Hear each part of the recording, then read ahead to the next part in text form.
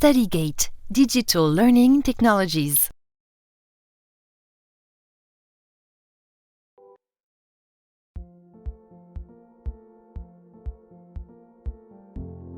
Dyscalémie. Les dyscalémies présentent une urgence diagnostique et thérapeutique.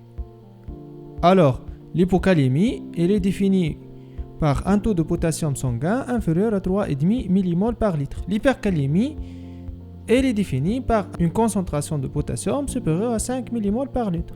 Alors, il faut savoir que l'hypercalémie, bien sûr, elle est plus dangereuse que l'hypocalémie. Donc, avant d'entrer dans les détails du cours, on va faire un petit rappel sur les mécanismes de régulation de la calémie. Et il faut savoir que la régulation de la calémie obéit à deux mécanismes. Il y a la régulation à court terme, c'est la régulation à l'échelle cellulaire, c'est ce qu'on appelle le transfert intracellulaire du potassium. Là, c'est efficace et rapide. Et il y a la régulation à moyen et à long terme, et là, c'est le rein qui s'en charge. Commençons par la régulation au niveau cellulaire. Alors, il faut savoir que le potassium, c'est le principal cation intracellulaire. Donc, il est plus concentré dans la cellule qu'en extracellulaire. Généralement, la concentration intracellulaire aux alentours de 120 à 150 mmol. Alors que la concentration extracellulaire, ça varie, comme on a dit, entre 3,5 et 5 mmol par litre. Et comme vous savez, le potassium, il joue un rôle très important au niveau des cellules excitables, comme les cellules neuromusculaires, les cellules cardiaques. Donc, dès qu'il y aura une perturbation de la concentration du potassium de part et d'autre de la membrane, il y aura des conséquences graves. Donc, au niveau cellulaire, au niveau de la membrane, il y a la pompe Na+, K+, comme vous savez, qui consomme le 2/3 de l'énergie de l'être humain. Donc, elle fait rentrer le potassium et fait sortir le sodium. Donc, elle travaille contre le gradient de concentration. Il y a aussi une pompe un peu spéciale, c'est la pompe Na+, H+, donc qui fait entrer l'Na+ dans la cellule et fait sortir l'ion H+ de la cellule. Et bien sûr, il y a les canaux de fuite, le canal K+, qui fait diffuser passivement le potassium, surtout en dehors de la cellule, car le gradient de concentration, qui se fait donc de l'intra vers l'extracellulaire. Donc la régulation va se faire sur la pompe Na+, K+, mais aussi sur la pompe Na+, H+.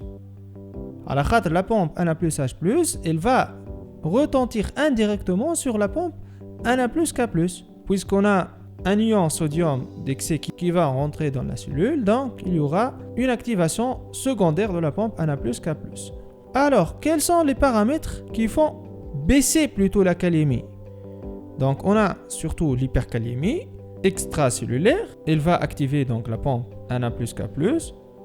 On a les agonistes β2 mimétiques, et ceci via un double mécanisme. D'abord en agissant directement sur la pompe Na+, K+, mais aussi en augmentant la sécrétion d'insuline. L'insuline, il va agir sur la pompe Na+, H+. Donc il y aura entrée de sodium et donc stimulation indirecte de la pompe Na+, K+. Et donc une entrée de potassium, donc baisse de la calémie. On a aussi l'alcalose par le même mécanisme presque, donc par activation de l'échangeur Na+, H+.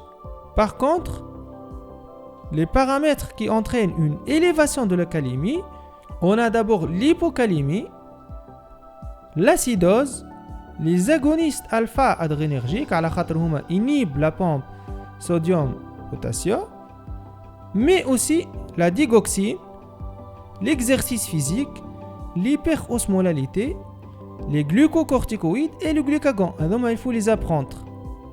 Donc le transfert intracellulaire est très important, surtout dans les situations aiguës. Par contre, la régulation la plus importante, ça se fait au niveau rénal. Alors il faut savoir que le potassium au niveau du rein, il est totalement filtré et il est en quasi-totalité réabsorbé au niveau du tube contourné proximal et au niveau de l'anse de Henle. Alors au niveau du tube contourné proximal, c'est une réabsorption paracellulaire entraîné par l'eau, c'est ce qu'on appelle le solvant Bragg. Au niveau de l'anse d'un lait, il y a un cotransporteur célèbre, le K+, Na+, 2Cl-, sur lequel d'ailleurs vont agir le diurétique thiazidique, ils vont l'inhiber. Donc ce cotransporteur va réabsorber le potassium en parallèle avec le sodium, vu que la lumière tubulaire elle est positive, mais ce mécanisme n'est pas très puissant car il y a donc réexcrétion de potassium par les canaux ROMC. Donc cette réabsorption n'est pas très finement régulée, n'est pas très importante. Donc elle est surtout induite par l'électroneutralité. Par contre, le site de régulation majeur au niveau rénal, c'est au niveau du tube collecteur, où il existe deux types de cellules. À la cellule principale et la cellule intercalaire A. Donc ces deux cellules vont finement réguler le bilan potassique. Commençons par la cellule principale. Alors la cellule principale, il agit l'aldostérone. En fait, c'est une cellule polarisée. Au niveau du pôle luminal, on a ce qu'on appelle le canal sodique qui va réabsorber bien sûr le sodium. On a un canal potassique qui va sécréter le potassium. Et au niveau du pôle basal, on a la pompe Na+, K+. Alors l'aldostérone, qu'est-ce qu'il va faire? Il va bien sûr arriver à la cellule par le sang au niveau du pôle basal. Il va traverser directement la membrane puisque c'est une hormone stéroïde et va agir au niveau du noyau. Il va donc stimuler la synthèse et l'expression du canal sodique, la synthèse et l'expression de la pompe Na+, K+, mais aussi la synthèse aussi du canal potassique. Donc au total, ça va favoriser la réabsorption de sodium et l'excrétion de potassium. Donc l'aldostérone, c'est une hormone hypocalémiante. Par contre, au niveau des cellules intercalaires de type A, kiff au niveau du canal collecteur, alors il y a une pompe au niveau du pôle luminal qui est la pompe K+, H+, ATPasique. Donc cette pompe va entrer le potassium et sortir un ion H+. Et il faut savoir que les cellules intercalaires A interviennent surtout dans la régulation acido-basique. Donc je fais l'acide base. Donc au total maintenant, qu'est-ce qui va favoriser la sécrétion du potassium au niveau rénal et donc la callurèse? D'abord l'alimentation riche en potassium, les situations d'hyperaldostéronisme, et par ce mécanisme donc ça s'explique l'effet hypocalémiant des diurétiques, par exemple les diurétiques thiazidiques et les diurétiques de l'anse. En fait, les diurétiques vont freiner la réabsorption de sodium, donc on aura plus de sodium dans la lumière tubulaire qui va donc pénétrer par le canal amyloride sensible et donc amorcer le processus de sécrétion de potassium. Donc c'est une situation d'hyperaldostéronisme secondaire. On a aussi les anions lumineux. Donc dès que la lumière au niveau du tubule collecteur est négatif électriquement, on a plus donc de sécrétion de potassium. On a aussi l'alcalose métabolique, l'acidose métabolique chronique, les glucocorticoïdes et l'ADH. L'ADH, en fait, par le biais des récepteurs membranaires V2, il va agir directement sur le canal potassique et favoriser la sécrétion de potassium. Maintenant, quels sont les paramètres qui vont diminuer la sécrétion du potassium, donc diminuer la callurèse, l'alimentation pauvre en potassium, les hypoaldostéronismes, l'acidose métabolique aiguë et les diurétiques épargneurs de potassium. Donc après ce rappel physiopathologique, on va maintenant aborder les dyscalémies. On va commencer par l'hypercalémie, qui est le trouble ionique de loin le plus dangereux. Mais paradoxalement, l'hypercalémie, bien sûr, elle est plus facile à assimiler que l'hypocalémie. Donc, وقتاش نحكيو على l'hypercalémie dès que le potassium est supérieur à 5 mmol par litre. Et attention, une hypercalémie ne doit jamais être considérée comme une erreur. Même s'il existe des fausses hypercalémies, ça donc le prélèvement par le garrot à la hémolysée, on ne doit pas attendre la confirmation, il faut d'emblée faire un électrocardiogramme à la recherche des signes électriques d'hypercalémie. Cliniquement, alors l'hypercalémie, il faut savoir que ça donne une tendance à l'hyperexcitabilité. Et donc, ça va favoriser la dépolarisation. D'ailleurs, تشبه برشا l'hypocalcémie. L'hypercalémie, صحاب برشا هي l'hypocalcémie. زوز يعطيو hyperexcitabilité. Alors, sur le plan clinique, ما فماش راهو un parallélisme entre la concentration plasmatique et les signes. Mais généralement, les signes neuromusculaires vont commencer à apparaître selon cet ordre. Donc, d'abord la fatigue musculaire, puis on aura une paresthésie au niveau des extrémités, la langue et les lèvres, surtout autour de la bouche, une paralysie flasque symétrique et ascendante au niveau des membres, avec abolition des réflexes osteotendineux, mais avec conservation des réflexes idiomusculaires. Donc l'hypercalémie, elle touche plus les nerfs que les muscles. Par rapport à l'hypocalémie, on va voir que l'hypocalémie, ça va toucher aussi les muscles. Donc ça va entraîner une abolition des réflexes idiomusculaires. On a aussi les vomissements, c'est un signe fréquent. Et les signes cardiaques. Donc les signes cardiaques vont apparaître le plus souvent à partir d'une calémie supérieure à 6. Donc cliniquement, on va avoir une hypotension artérielle, généralement par bradycardie. Alors par quoi s'explique l'action de l'hypercalémie sur le cœur? Il faut rappeler son action sur le potentiel d'action. Alors comme on a dit, le potassium il est plus concentré en intracellulaire qu'en extracellulaire. Donc la présence d'une hypercalémie, ça va diminuer le gradient de concentration intra-extracellulaire.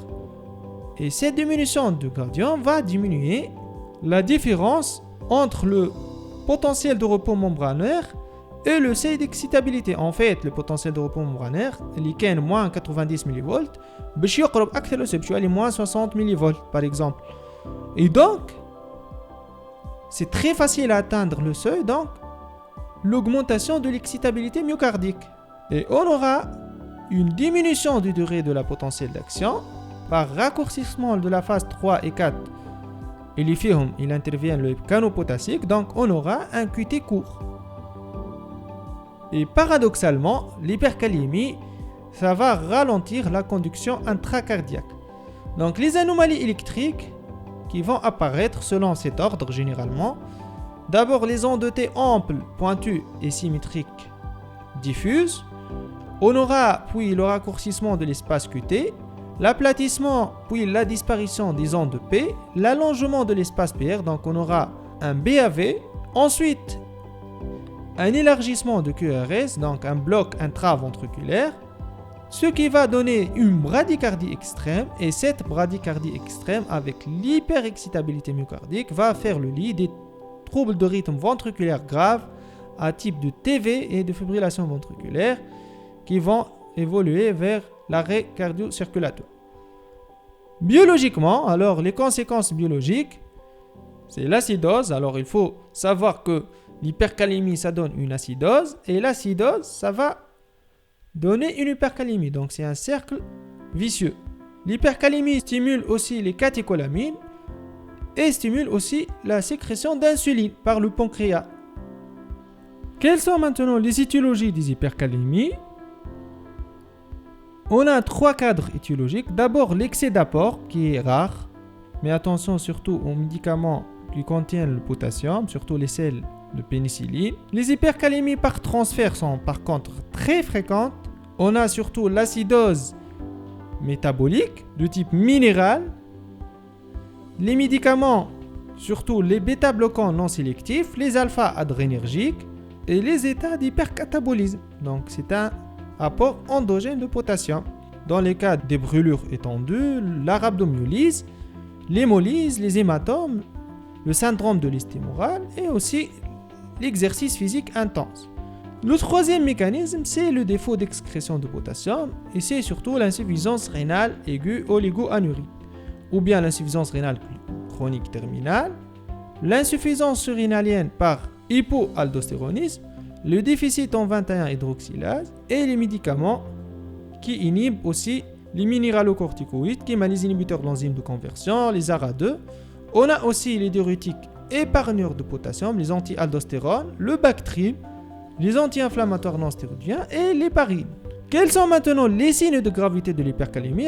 Il faut les apprendre au des cas cliniques à relever. D'abord l'installation rapide, avec allège donc chez les insuffisants rénales chroniques, parfois une hypercalémie à 7, elle est bien tolérée. Par contre, chez un sujet normal qui va développer une insuffisance rénale aiguë oligo-anéurique, une hypercalémie à 6 va donner un BAV complet. Deuxièmement, signe de gravité, le taux de potassium supérieur à 6,5, c'est un peu grave. La présence de signes électriques, c'est une hypercalémie menaçante. Et la présence associée d'une acidose métabolique, d'une hypocalcémie, d'une hyponatrémie, d'une hypoxémie et d'une cardiopathie sous-jacente. Donc, elles vont potentialiser l'effet de l'hypercalémie, surtout sur le cœur. On ne va pas bien entendu parler du traitement, à la khatr c'est hors programme. Passons maintenant à l'hypocalémie. Elle est définie par un taux de potassium inférieur à 3,5 mmol par litre. Alors, axe l'hypercalémie, l'hypocalémie, ça va entraîner une hyperpolarisation et une tendance à l'hypoexcitabilité, qui est l'hypercalcémie.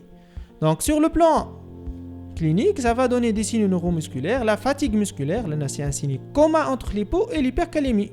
Ça va donner aussi des crampes, donc les signes musculaires là, très importants. Paralysie au niveau surtout des régions proximales, bas des extrémités, mais qui m'a l'hypercalémie. Et peut atteindre les muscles respiratoires.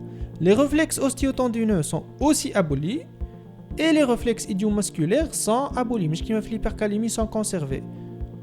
Et à partir d'une calémie à calme 2, ça peut donner une rhabdomyolyse avec toutes les conséquences, avec une myoglobinurie. Donc l'hypocalémie sévère, ça va entraîner une rhabdomyolyse.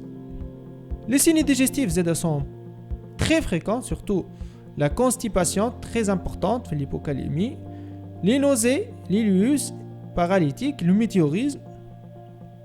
Les signes cardiovasculaires, alors axe l'hypercalémie, il y aura une augmentation du gradient intra-extracellulaire de potassium, donc le potentiel membranaire de repos est plus électronégatif et de ce fait, le seuil est plus difficile à atteindre, donc hypoexcitabilité. Et on aura un allongement de la phase 3 et 4 du potentiel d'action, donc la durée de potentiel d'action est augmentée, donc la période réfractaire elle est augmentée et on a un allongement du QT. Donc les anomalies électriques, il y a d'abord l'apparition de l'onde U qui est une onde positive après l'onde T, aplatissement puis inversion de l'onde T, une dépression du segment ST, donc on peut avoir un sous-décalage, un allongement de l'espace QT, un élargissement de QRS, là c'est un signe en commun avec l'hypercalémie. On va avoir des troubles de rythme supraventriculaire, là c'est très spécifique de l'hypocalémie, surtout la fibrillation atriale et aussi les troubles de rythme ventriculaire, les extrasystoles, les tachycardies ventriculaires, fibrillation ventriculaire, mais aussi la torsade de pointe qui fait suite à l'allongement du QT. Et cliniquement, l'hypocalémie va en fait donner une hypotension artérielle, surtout orthostatique plus marquée, par diminution de la pression artérielle diastolique. En fait, l'hypocalémie qui m'a l'hypothyroïdie, ce qu'on appelle une vasoplégie.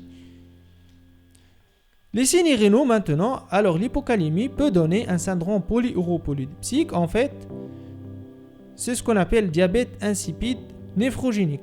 Ça va donner une résistance tubulaire à l'ADH et va aussi diminuer le gradient cortico-papillaire. Et à long terme, l'hypocalémie peut induire une néphropathie interstitielle chronique. Les conséquences biologiques, alors l'hypocalémie, elle va donner une alcalose métabolique, une intolérance au glucose, et va diminuer l'aldostérone. Maintenant, pour les étiologies de l'hypocalémie, alors elles sont plus difficiles que l'hypercalémie, mais femme aussi les carences d'apport, il y en a surtout les malades en réanimation. Donc il ne faut pas oublier la nutrition parentérale, il faut ajouter le potassium. Les hypocalémies par perte de potassium, soit la perte elle est rénale, soit la perte elle est extra-rénale, on va voir. Et on a les hypocalémies par transfert. Alors les hypocalémies par transfert, il faut savoir que isolées, elles ne vont pas entraîner toutes seules une hypocalémie. Elles doivent être associées aux autres causes. C'est une cause surajoutée. Dans ce cas, les principales causes pour les hypocalémies de transfert, on a l'alcalose métabolique ou respiratoire, l'administration d'insuline, surtout au fait de traitement d'un coma acidocytosique. Il ne faut pas oublier de donner systématiquement le potassium. Même si on a fait le bilan parfois une hypercalémie. Alors, c'est une calliopinie. L'hyperactivité bêta-adrénergique, le surdosage en théophiline ou en caféine, les situations d'anabolisme cellulaire, comme les malades qui prennent le vitamine B12 par exemple, et la paralysie périodique familiale de Westphal. Revenons maintenant à la perte de potassium, qui la perte elle peut être rénale ou extra-rénale. Pour distinguer, le maître examen, c'est la calurèse. Il faut faire l'ionogramme urinaire.